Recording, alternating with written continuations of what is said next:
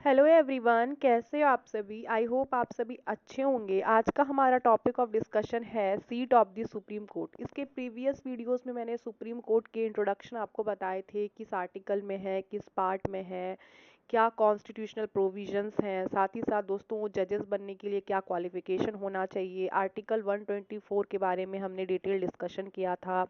साथ ही साथ दोस्तों जो कॉम्पोजिशन ऑफ सुप्रीम कोर्ट है उसके बारे में भी डिस्कशन किया था, क्या सैलरीज एंड अलावेंसेस मिलते हैं सुप्रीम कोर्ट जज को, वो भी हमने देखा था। तो आज की इस वीडियो में हम seat of the supreme court पे डिस्कस करने वाले हैं। तो आइए शुरू करते हैं दोस्तों आज का हमारा लेक्चर। हमारा पहला पॉइंट है, the seat of the supreme court of India is Delhi, यानी कि सुप्रीम कोर्ट के जो सीट है वो कहाँ पर है, दिल्ली में है। बट जो चीफ जस्टिस है ऑफ इंडिया यानी कि CJI, chief justice of India यानी कि जो सीजेआई हैं, मुख्य न्यायाधीश हैं, वो क्या कर सकते हैं, डेजिग्नेट कर सकते हैं अदर लोकेशंस को भी, लेकिन उनको अप्रूवल लेनी पड़ेगी प्रेसिडेंट की। ठीक है दोस्तों, तो वही लिखा हुआ है कि chief justice of India can designate other locations with the president's approval. हमारा नेक्स्ट पॉइंट इसी में है, the chief justice can change the seat. Chief justice seat change कर सकते हैं इंटरनल एंड एक्सटर्नल फैक्टर्स पे based in the Indian judicial system, यानी कई सारे इंटरनल और एक्सटर्नल फैक्टर्स होते हैं, उन फैक्टर्स को देखते हुए जो है सीट को चेंज भी किए जा सकते हैं। ठीक है दोस्तों, हमारा नेक्स्ट पॉइंट है, the constitution of India states that the supreme court will seat in Delhi, यानी कि जो भारत के संविधान है उसमें ये लिखे गए हैं, कहे गए हैं कि सुप्रीम कोर्ट जो है वो कहाँ पे सिट करेंगे, दिल्ली में, या फिर अदर प्लेसेस भी हो सकते हैं जैसा कि chief justice of India decide करे। लेकिन यहाँ पे दोस्तों आपको ध्यान में रखना होगा कि चीफ जस्टिस ऑफ इंडिया के पास पावर होते हैं कि सुप्रीम कोर्ट जो है वो दिल्ली में सीट होंगे या फिर दूसरे अदर प्लेसेस में होंगे। तो ये भी याद रखिएगा दोस्तों कि सीजेआई के हाथ में क्या है, पावर है। The president must approve any decision to change the seat, यानी कि अगर सीट के चेंज को लेकर के कोई भी डिसीजन है तो राष्ट्रपति जी उसे अप्रूवल भी करेंगे, यानी कि अप्रूव करने का काम किसका है दोस्तों, राष्ट्रपति जी का। अप्रूवल देंगे एंड देन सीजेआई जो है वो स्टेप लेंगे। ठीक है दोस्तों, the chief justice can also designate additional seats for the supreme court, यानी कि जो एडिशनल सीटें हैं उसको डेजिग्नेट करने का काम भी किसका है, किसका है दोस्तों, चीफ जस्टिस का ही है for the supreme court. For example, if a resident of Chennai wants to file a petition, अगर मान लेते हैं कि कोई चेन्नई में रेसिडेंट है और वो अपना पिटीशन फाइल करना चाहते हैं कहाँ पे, सुप्रीम कोर्ट में, तो चीफ जस्टिस क्या कर सकते हैं, डेजिग्नेट कर सकते हैं चेन्नई को भी एज एन एडिशनल सीट। ठीक है दोस्तों, कुछ टेम्पररी जजेस के बारे में भी बात की गई है जो हमारे नीचे वाले पॉइंट्स में दिए गए हैं। समराइज कर देती हूँ। ये सभी चीज़ें जो हमने अभी पढ़ी हैं वो आर्टिकल 130 में गिवन है कि कॉन्स्टिट्यूशन जो है वो दिल्ली को डिक्लेयर करते हैं as the seat of the supreme court, और चीफ जस्टिस ऑफ इंडिया के पास अथॉरिटी होते हैं कि वो दूसरे प्लेस को या प्लेसेस को जो है as the seat of the supreme court appoint कर सकते हैं, और राष्ट्रपति जी की अप्रूवल भी चाहिए। ठीक है दोस्तों, तो आई होप कि आपको सारे पॉइंट्स क्लियर हो गए होंगे। बढ़ते हैं नेक्स्ट पॉइंट की तरफ, अदर टेम्पोररी जजेस, आर्टिकल नंबर 126। दोस्तों मैंने आपको पहले भी कहा है कि आर्टिकल को मत रटिएगा, आर्टिकल 126, 127, 128 ऐसे करके मत जाइएगा, क्योंकि दोस्तों यूपीएससी प्रीलिम्स ऐसा एग्जाम है नहीं जहां आप आर्टिकल रटोगे। आप बिल्कुल जो कॉन्सेप्ट है उसको बिल्कुल अच्छे तरीके से समझो, पूरे अच्छे तरीके से आप हर एक आर्टिकल्स के मतलब को समझो, है ना, वो ज़्यादा इम्पॉर्टेंट है, ना कि ये रटना कि आर्टिकल 126 में क्या है, 127 में क्या है। Article 126 of the constitution of India deals with the appointment of N acting chief justice of India. दोस्तों किसकी बात की गई है, एक्टिंग एक्टिंग चीफ जस्टिस की बात की गई है। ठीक है दोस्तों, एक्टिंग चीफ जस्टिस। अब आपको ये लगेगा कि ये क्या चीज़ है, एक्टिंग चीफ जस्टिस है क्या। तो जो राष्ट्रपति जी होते हैं भारत के, वो अपॉइंटमेंट करते हैं एक्टिंग चीफ जस्टिस के, और ये कब होता है, जब चीफ जस्टिस ऑफ इंडिया नहीं है, उनकी जो ऑफिस है वो वैकेंट है ना, या फिर किसी कारण से चीफ जस्टिस जो है वो अपने ड्यूटीज़ को नहीं करेंगे, तो उस टाइम पे राष्ट्रपति जी अपॉइंट करते हैं और किसको अपॉइंट करते हैं दोस्तों, आप किसी को भी तो क्या ऐसे अपॉइंट नहीं कर सकते ना एक्टिंग चीफ जस्टिस के रूप में, उनको तो प्रॉपर नॉलेज होना चाहिए या उस तरह के क्वालिफिकेशंस होनी चाहिए, तभी अपॉइंटमेंट हो सकते हैं। तो याद रखिएगा दोस्तों, जो जज होते हैं ना, जो जज होते हैं किसके, ऑफ द सुप्रीम कोर्ट, उनको ही क्या किया जाता है, as the acting chief justice appoint किया जाता है। और कुछ कंडीशंस होते हैं, जैसे कि चीफ जस्टिस ऑफ इंडिया जो सीजेआई का पद है, जो ऑफिस है, अगर वो वैकेंट है, अगर वो खाली हो गया है, या चीफ जस्टिस ऑफ इंडिया जो है टेम्पररीली वो नहीं है, एब्सेंट है ना दोस्तों, या ऐसा भी हो सकता है कि चीफ जस्टिस ऑफ इंडिया जो है वो अपने ड्यूटीज को परफॉर्म नहीं कर पा रहे हैं, किसी कारणवश अनेबल है to perform the duties of his office, तो राष्ट्रपति जी क्या कर सकते हैं, जज ऑफ द सुप्रीम कोर्ट को अपॉइंटमेंट कर सकते हैं एज एन एक्टिंग सीजेआई। ठीक है दोस्तों, ये बात आप हमेशा याद रखिएगा, एज एन एक्टिंग, क्योंकि वो दोस्तों एक्चुअल में तो सीजेआई नहीं है ना, उनको तो कुछ ही समय के लिए, जब तक कि जो सीजेआई है वो हो सकता है ऑफिस में नहीं बैठ रहे हैं, कारण कोई भी हो सकता है, कारण पे हमें नहीं जाना है, बट उस स्थिति में, उस सिचुएशन में जो है एक्टिंग सीजेआई का पद होता है, जो कि जज ऑफ सुप्रीम कोर्ट के द्वारा किए जाते हैं, उसके अपॉइंटमेंट राष्ट्रपति जी करते हैं। आई होप दोस्तों कि आपके सारे पॉइंट्स अच्छे से क्लियर हो गए होंगे। The president of India can appoint an acting chief justice from the other जज, यानी कि ऑफ दिस कोर्ट, यानी सुप्रीम कोर्ट के जो बाकी जज होते हैं उन्हीं में से नियुक्ति होते हैं। एक्टिंग चीफ जस्टिस टेम्पररीली आते हैं, जब तक कि रेगुलर चीफ जस्टिस रेज्यूमे नहीं करते, यानी दोस्तों कि वापस जब चीफ जस्टिस आ जाएंगे तभी एक्टिंग चीफ जस्टिस का रोल खत्म हो जाएगा। ठीक है दोस्तों, the president of India makes the appointment based on the recommendation of the senior most जज ऑफ द सुप्रीम कोर्ट। तो यहाँ पे राष्ट्रपति जी ही नियुक्त कर रहे हैं, लेकिन इनको भी रिकमेंडेशन लेने पड़ते हैं, जो सीनियर मोस्ट जज होते हैं ना, सबसे सीनियर मोस्ट जज जो होते हैं सुप्रीम कोर्ट के, उनसे इन्हें सलाह मशवरा भी करना पड़ता है। ठीक है दोस्तों, तो अब वही है, फिर से वही पॉइंट्स हैं, office of chief justice vacant होंगे, चीफ जस्टिस अनेबल होंगे अपने ड्यूटीज को परफॉर्म करने के लिए। ठीक है दोस्तों, आर्टिकल नंबर 127 क्या है, आर्टिकल नंबर 127 कहते हैं allows the chief justice of India to appoint ad hoc जजेस, एड होक जजेस को अपॉइंटमेंट करने के लिए कहाँ पर, to the supreme court. This article is part 5 of the constitution which deals with the, दोस्तों इसमें क्या कहा गया है, आर्टिकल, ये जो आर्टिकल है वो किसके पार्ट है, पार्ट 5 के, हम अभी सुप्रीम कोर्ट के बारे में पढ़ रहे हैं तो सारे आर्टिकल्स पार्ट 5 में ही आएंगे। आइए दोस्तों हम एलैबोरेटली देखते हैं कि आर्टिकल 127 क्या कहते हैं, इसको और भी अच्छे से डिटेल में समझेंगे। It ensures that judicial proceedings are not delayed, यानी कि जो जुडिशियल प्रोसीडिंग्स है वो डिले ना हो।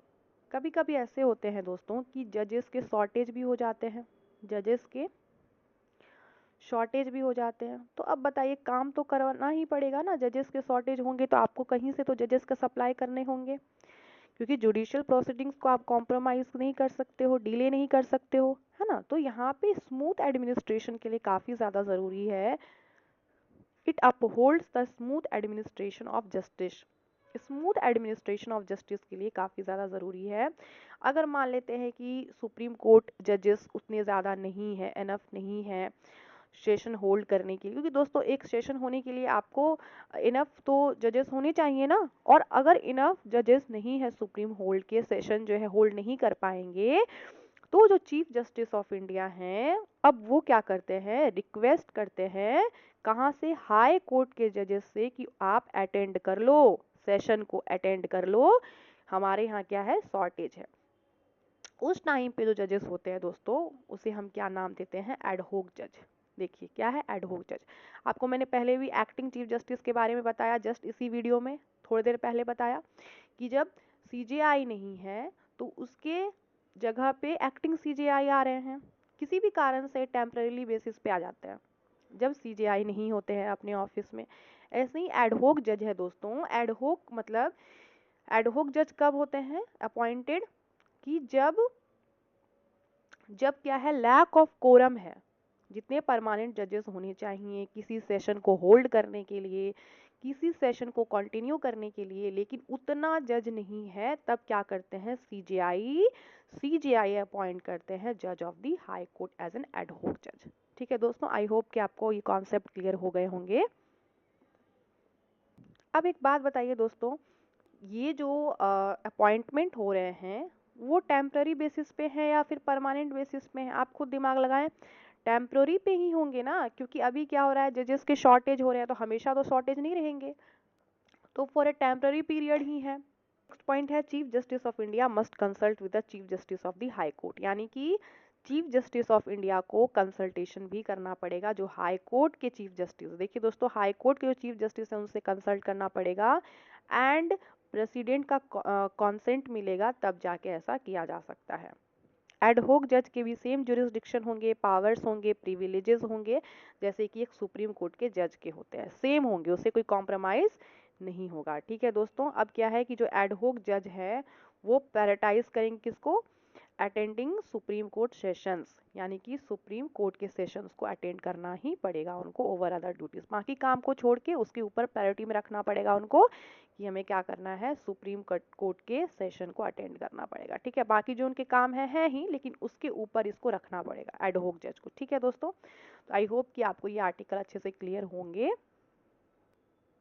तो जब वो अटेंड कर रहे होंगे और तो उनको उनको सभी वो पावर मिलेंगे, सभी जुरिस्डिक्शन प्रिविलेजेस मिलेंगे जो कि वाकई में एक सुप्रीम कोर्ट के जज के होते हैं, ऑल्दो कि वो क्या है, हाई कोर्ट के जज हैं। ठीक है दोस्तों, लेकिन आप जो राष्ट्रपति जी या जो सीजेआई है वो जो उनको लेकर आए हैं, तो किस बेसिस पे लाए हैं कि अभी आपको एज द जज ऑफ सुप्रीम कोर्ट ही रहना है, क्योंकि अभी क्या है, जजेस की कमी है। तो अगर सुप्रीम कोर्ट आ जाएंगे तब उनको सारे पावर, सारे प्रिविलेजेस, सारे जुरिस्डिक्शन हाई कोर्ट वाले नहीं मिलेंगे, सुप्रीम कोर्ट वाले ही मिलेंगे। ठीक है दोस्तों, आई होप कि आपको अच्छे से आर्टिकल जो है 127 समझ आ गया होगा। बढ़ते हैं नेक्स्ट आर्टिकल की तरफ, जो है आर्टिकल नंबर 128। आर्टिकल नंबर 128 क्या कहते हैं? अलाउज रिटायर्ड जजेस, यानी जो रिटायर्ड जजेस होते हैं वो भी सुप्रीम कोर्ट में बैठ सकते हैं। अब आपको लगेगा अरे रिटायरमेंट के बाद भी बैठ सकते हैं, मतलब ये क्या बात हुई, रिटायरमेंट के बाद तो नहीं होना चाहिए। लेकिन दोस्तों ऐसा नहीं होता है। अगर आप आर्टिकल 128 को अच्छे से पढ़ोगे तो आपको ये समझ में आएंगे कि जो रिटायर्ड जजेस होते हैं वो भी सुप्रीम कोर्ट में सिट कर सकते हैं। दोस्तों देखिए, ये तो अब रिटायर्ड हो गए हैं, लेकिन सीजेआई जो है, चीफ जस्टिस ऑफ इंडिया, ये रिक्वेस्ट करते हैं किससे? रिटायर्ड जजेस को कि आप सुप्रीम कोर्ट में आओ, है ना। अगर मान लेते हैं कभी कोई ऐसे कंडीशंस आ गए हैं जहां पे ज़रूरत हो जाते हैं, तो फिर सीजेआई उनको रिक्वेस्ट कर सकते हैं। देखिए वर्ड क्या है दोस्तों, रिक्वेस्ट करना, क्योंकि अभी तो वो ऑन ड्यूटी है नहीं ना, वो तो रिटायर्ड हो गए हैं। आप मान लीजिए कि कोई काम अपना करके एज के हिसाब से रिटायर हो गए हैं, अब उनको फिर से अगर आप बोलोगे ये करने, वर्क में आने, तो थोड़ा सा ये बात होता है कि आप उन्हें बाय ऑर्डर तो नहीं बोल सकते हो, है ना, और वो काफ़ी ज़्यादा सीनियर भी हो जाते हैं। दूसरी बात, वो अपने ड्यूटी से भी जो है रिटायर्ड हैं। तो कहीं ना कहीं जो सीजेआई होते हैं वो, उनको जब लगता है कि कोई सर्टेन ऐसे कंडीशंस आ गए हैं, सिचुएशंस आ गए हैं, तब एक रिक्वेस्ट बेसिस पे उनको बोलते हैं। ठीक है दोस्तों, क्या क्या कंडीशंस हो सकते हैं? द रिटायर्ड जज must have held the office of a supreme court जज, फेडरल कोर्ट जज और हाई कोर्ट जज। तो जो रिटायर्ड जज होते हैं दोस्तों, वो पहले हेल्ड कर चुके हैं किस ऑफिस को? सुप्रीम कोर्ट के ऑफिस को, फेडरल कोर्ट या फिर हाई कोर्ट के जज वाले ऑफिस को। ठीक है दोस्तों, रिटायर्ड जज जो है वो क्वालिफाइड होने चाहिए ताकि उनको अपॉइंटमेंट किया जा सके एज सुप्रीम कोर्ट जज। क्वालिफिकेशंस की बात की गए हैं। ठीक है दोस्तों, और चीफ जस्टिस जो है मस्ट हैव द प्रीवियस, यानी कि राष्ट्रपति से उनको कंसेंट भी लेना पड़ेगा। ठीक है, रिस्पॉन्सिबिलिटीज क्या है? जो रिक्वेस्टेड जज है must consent to seat and act. The requested जज विल रिसीव अलाउंस, उनको सारे अलाउंसेस मिलेंगे जो कि डिटरमाइन किए जाएंगे राष्ट्रपति जी के द्वारा। जो रिक्वेस्टेड जज है उनके जुरिस्डिक्शन, पावर्स, प्रिविलेजेस सब वैसा ही रहेगा जैसा कि एक सुप्रीम कोर्ट के जज के होते हैं। दोस्तों रिटायर्ड हैं इसका मतलब ये नहीं कि उनकी सुख सुविधाएं, पावर्स, प्रिविलेजेस कम हो जाएंगे, ऐसा कुछ भी नहीं है। सेम पावर है ना, यहाँ पे लिखा है ना, बिल्कुल सेम ही पावर मिलेंगे जैसे कि बाकी सुप्रीम कोर्ट के जज को मिलते हैं। ठीक है दोस्तों, आगे क्या है? The president of India appoint जजेस to the supreme court of India. Process of appointing a Supreme Court judge is outlined in Article 124 of the Constitution of India। जो अपॉइंटमेंट की बात लिखी गई है वो किस आर्टिकल में लिखी गई है? 124 आर्टिकल में लिखी गई है। ठीक है दोस्तों, जो सुप्रीम कोर्ट के जजों की नियुक्ति होती है वो, दोस्तों मैंने आर्टिकल 124 इसे प्रीवियस वीडियोस में अच्छे से बताए हुए हैं, अगर आपने अभी तक नहीं देखे तो देख भी सकते हो। यहाँ मैं फिर से रिपीट भी की हूँ। क्या एलिजिबिलिटी है, तो एलिजिबल होने के लिए जो है व्यक्ति को इंडियन सिटीजन होना चाहिए। Person must have been a high court जज, आपको मैंने बताया था कि हाई कोर्ट में 5 सालों के लिए अगर वो जज के पद पर हैं, या फिर एडवोकेट हैं हाई कोर्ट के तो 10 सालों के लिए वो एडवोकेट के पद पर है। दोस्तों जज के केस में 5 साल, एडवोकेट के केस में 10 साल, तब वो बन सकते हैं। इसके अलावा और क्या है, the president may also appoint a person who they believe is a distinguished jurist. Appointment process भी है, यहाँ पे मैंने ये भी डिस्कस किया है दोस्तों। कौन कौन होंगे इसमें, सीजेआई कंसल्ट करते हैं कॉलेजियम ऑफ 4 सीनियर मोस्ट जज, यानी कि मुख्य न्यायाधीश तो होते ही हैं दोस्तों, साथ ही साथ 4 सीनियर मोस्ट जज भी होते हैं, है ना। अब जैसे चुनना ही है कौन जज हैं होंगे, अपॉइंटमेंट करना है दोस्तों, तो ये तो काफ़ी इजी काम नहीं है ना। तो यहाँ पे एक सीनियर मोस्ट जज, सॉरी सीजेआई, और साथ ही साथ जो है 4 सीनियर मोस्ट जज भी होते हैं। यहाँ लिखा है ना, सीजीआई कंसल्ट भी करते हैं सीनियर मोस्ट जज फ्रॉम द हाई कोर्ट, जहाँ पे कैंडिडेट्स कम फ्रॉम, जहाँ से कैंडिडेट्स आते हैं। ठीक है दोस्तों, CJI forms an opinion on the appointment and transmit it to the government of India, यानी कि वो अपना ओपिनियन बताते हैं, है ना, अपॉइंटमेंट के लिए, और उसे गवर्नमेंट ऑफ इंडिया को भी बताते हैं। प्रेसिडेंट अपॉइंट द जज by warrant under their hand and seal term. ठीक है दोस्तों, सुप्रीम कोर्ट जज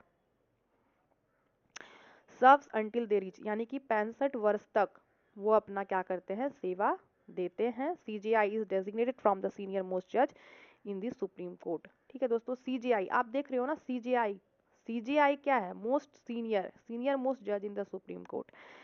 और रिमूवल कैसे कर सकते हैं, सुप्रीम कोर्ट के जज को हटाना इतना आसान नहीं है दोस्तों। सुप्रीम कोर्ट के जज को तभी हटा सकते हैं by an order of the president, और ऑर्डर को पास करना पड़ता है। आपको मैंने बताया भी था कि ईच हाउस में एड्रेस करना पड़ेगा, और आपको मैंने मेजॉरिटी भी बताई थी कैसे वोटिंग करेंगे। ईच हाउस मतलब लोकसभा भी और राज्यसभा भी, दोनों के द्वारा एड्रेस होगा, एंड देन फिर बात होगी। ठीक है दोस्तों, आज की इस वीडियो में इतना ही।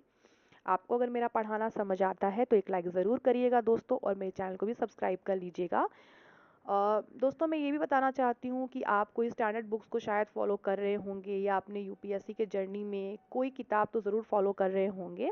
कभी कभी जो स्टैंडर्ड बुक के लैंग्वेज होते हैं वो काफ़ी डिफ़िकल्ट हो जाते हैं, तो हमारे कॉन्सेप्ट बिल्डिंग और अंडरस्टैंडिंग में प्रॉब्लम होते हैं। मैंने अपने लेक्चर में काफ़ी इजी लैंग्वेज में समझाने की कोशिश की है, और दोस्तों आप इसको गो थ्रू कर लोगे एक बार, तो कोई भी किताब पढ़ोगे, कोई भी स्टैंडर्ड बुक पढ़ोगे, लक्ष्मीकांत भी पढ़ोगे, तो आपको अच्छे से अंडरस्टैंडिंग बनेंगे। और दोस्तों आज की इस वीडियो में इतना ही, मिलेंगे नेक्स्ट वीडियो में नए टॉपिक के साथ, तब तक अपना ध्यान रखिएगा, धन्यवाद।